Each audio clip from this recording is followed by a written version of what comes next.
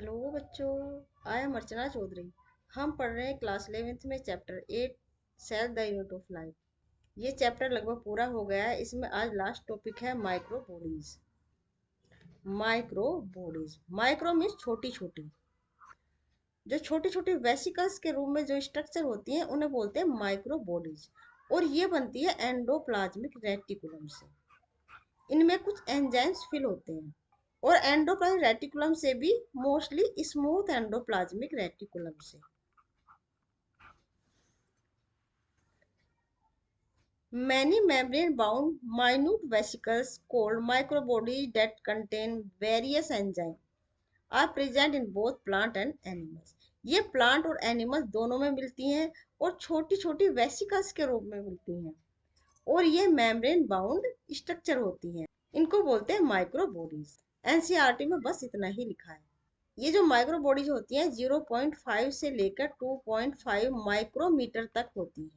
ठीक है, छोटी छोटी होती हैं। अगर क्वेश्चन आता है स्मॉलेस्ट सेल ऑर्गेनेल्स, तो कौन सी होती है? वो होती है राइबोसोम। राइबोसोम या राइबोसोम। ठीक है, लेकिन अगर membrane bound small cell organelles पूछी जाती है तो वो होती है माइक्रोबॉडी। मेम्ब्रेन बाउंड मतलब मेम्ब्रेन से घिरी हुई जो स्ट्रक्चर होती है। और जो राइबोसोम होते हैं ना, उसमें कोई मेम्ब्रेन नहीं होती है। राइबोसोम और सेंट्रोसोम, इनमें कोई भी सेल मेम्ब्रेन नहीं होती है, आपको पता है। ठीक है ना। और जो राइबोसोम होते हैं वो स्मॉलेस्ट होते हैं। लेकिन अगर cell membrane bound cell organs पूछी जाए तो वो होती है माइक्रोबॉडीज। और टोलबर्ट ने इनको सबसे पहले खोजा। और माइक्रोबॉडीज 3 टाइप की होती है, परोक्सिसोम, परोक्सिसोम।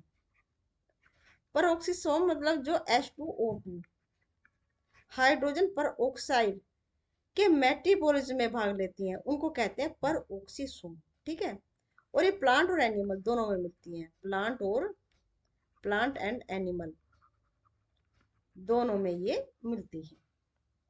दूसरी होती है ग्लाइओक्सिसोम। ग्लाइओक्सिसोम, और ये फैट मेटाबॉलिज्म से संबंधित होती है। मेटाबॉलिज्म, जैसे कुछ फैटी एसिड सीड्स होती हैं, कास्टर बीन है, सोयाबीन है, वो ग्राउंड नट है। इसमें जो सीड होती है ना, उनमें फैट मिलता है।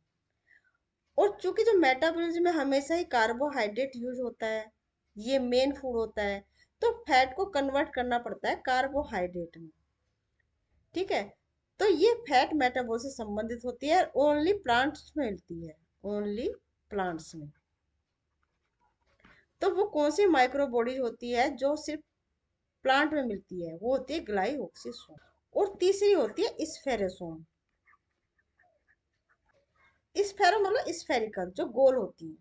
ठीक है, और ये भी फैट मेटाबॉलिज्म से संबंधित होती हैं। लेकिन प्लांट और एनिमल, प्लांट एंड एनिमल दोनों में मिलती हैं। जो स्पेरोसोम है ये भी फैट मेटाबॉलिज्म से संबंधित होती हैं, लेकिन ये दोनों में मिलती हैं, plant and animal.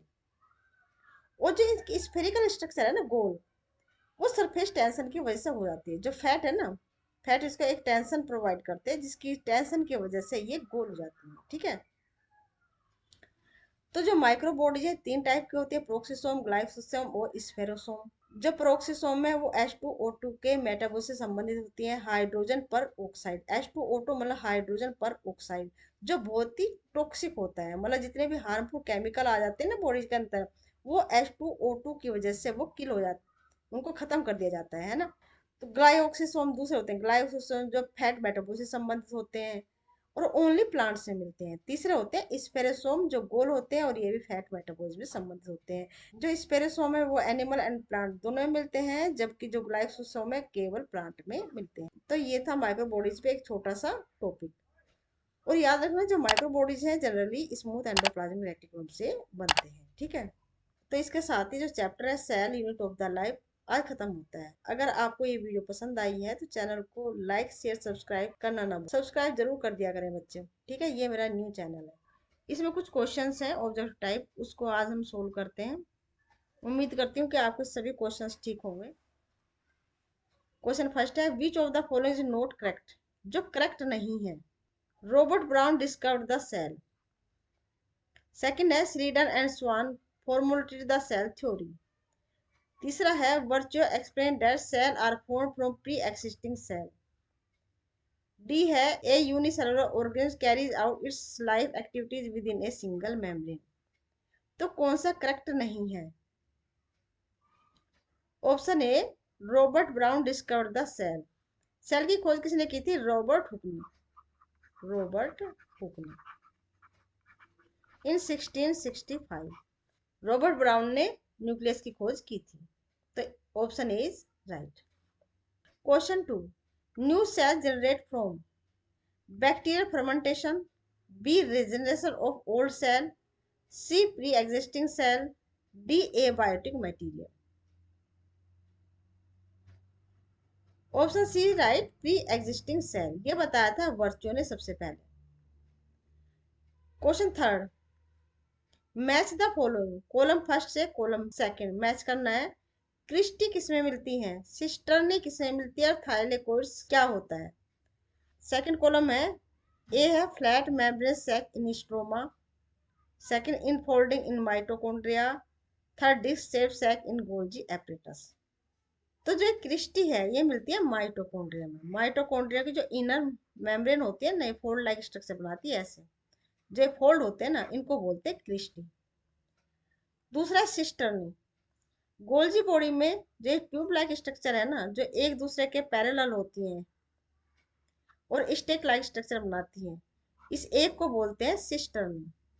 Thylakoid, thylakoid मिलते हैं क्लोरोप्लास्ट में।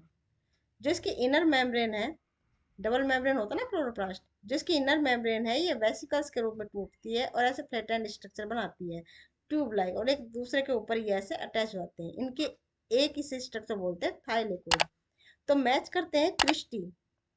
Christie second infolding in mitochondria, cisternae disc shape sac in Golgi apparatus, thylakoids flat membranous sac in stroma.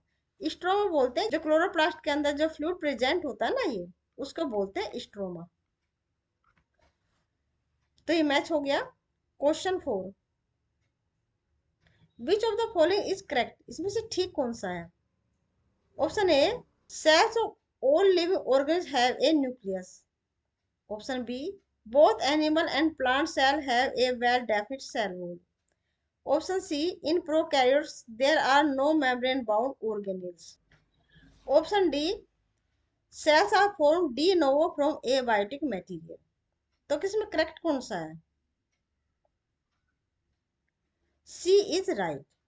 Prokaryotes में कोई भी मेम्ब्रेन बाउंड ऑर्गेनेल्स नहीं मिलती है। ठीक है बच्चों, ये था आज का टॉपिक। उम्मीद करती हूँ आपके सभी क्वेश्चंस ठीक हुए होंगे। मैं सोच रही हूँ इस पूरे चैप्टर को एक लेक्चर में समेट दूँ, इन वन शॉट के रूम में है। ठीक है, इंपॉर्टेंट बात उसमें बता दूँ। तो मिलते हैं नेक्स्ट लेक्चर में। Till then bye bye, be happy, take care.